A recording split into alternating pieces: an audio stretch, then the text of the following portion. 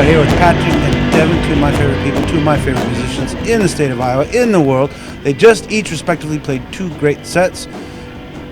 Devin with apparently the very last show of Mantis Pincers, and then you both played for probably, it depends on what Iowa act I listened to that day. My favorite band in Iowa, which is Poison Control Center. So first of all, great show, and second of all, I think we all learned something very important tonight. Is we now know what menopause is like, because downstairs it was hot and sticky and wet. I come up here and I'm freezing, and I go back down there and I'm hot. So I'm very sympathetic now to the female condition.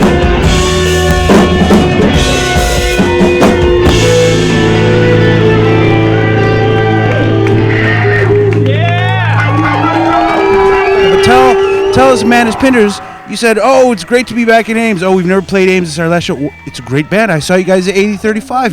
This is the last show? I think this is the last show. We did name ourselves, after Menopause. That's why Mantis Pincers, Menopausers.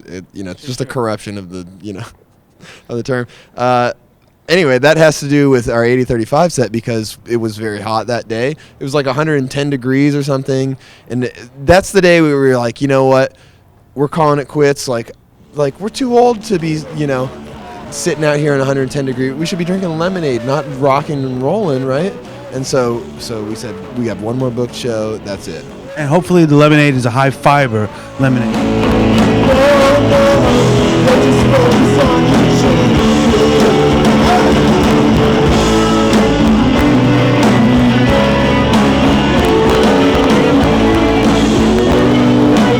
I'm hoping, however, gentlemen, that there is no end in the future for Poison Control Center. Can I rest assured? Can I go home and sleep tonight? Yeah, there's no end in the Poison Control Center. We're, as Brian Helium said to me, we're lifers. So whether it doesn't matter if our drummer Dave is in New York City, or Joe's in Asheville, North Carolina, or Devin's in Columbia, Missouri, we're lifers. So we're gonna keep making records, keep playing shows. Keep going to bed late. Well, listen, this is our first trip out here. We've talked to you guys at Mission Creek. We've never been to Ames before, let alone Maximum Ames. Very impressed with the city. Clearly, obviously, very impressed with the music. Great lineup. A lot of hard work from a lot of great folks. What's your experience like? You talked a little bit about how a few years ago it was like three guys sitting around playing Parcheesi in a senior center, and now there's like 700 people going to see shows at the auditorium. What's not just the fest, but what's going on here in Ames, in this city, where it seems like the music scene's really exploding?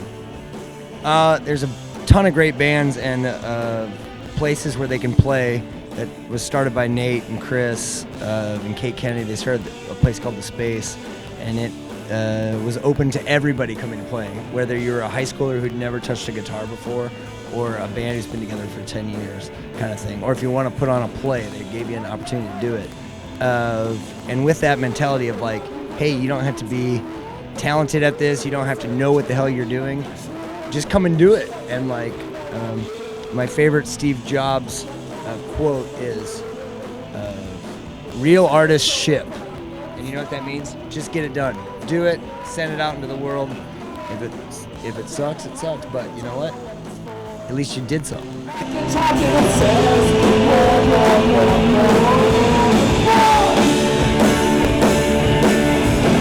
But I was inspired, That's a revelation to me.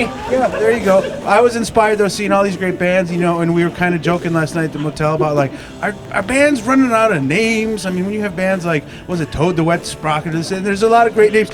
We came up, I'm starting a band. I decided, and we start with a name and go for there. I'm going to ask you, gentlemen, with great bands that I like a lot, with great names. Our band's going to be called the George Michael Sports Machine featuring MC Bookworm. What do you think? It's incredible. Anything with George Michael in it is Freedom 90 all the way, and I love it. I love George Michael. George Michael Sports Machine featuring MC Bookworm. I don't know. I don't want to know where that bookworm's been if it's around George Michael. I know where it's been. It's been on the park bathroom wall coming down. You know what? It's we white. have that in Iowa City. I live like 4 blocks from there. You know it's white and coming down a men's bathroom wall? George Michael's latest release. Oh! On that note, gentlemen, I want to thank you for your time. We always like to end an interview on an ejaculation joke. This is public television. We got science requirements. And thanks for the great show. Just got to see the great show. There you go. And I'm sure I'll see you around tomorrow. Oh yeah, he's pimping for us like we're pimping for I him. love Iowa City and Yale Cohen. There you go. Well, you can have Mona steam that on and White Rabbit, man. That's right. So- That's where we got it. all right, thanks, buddy. Thanks for coming. Thanks for coming. Yale. Nice to see you, Yale. Yeah, definitely. Priceless. What an interview. We're glad they got the light out.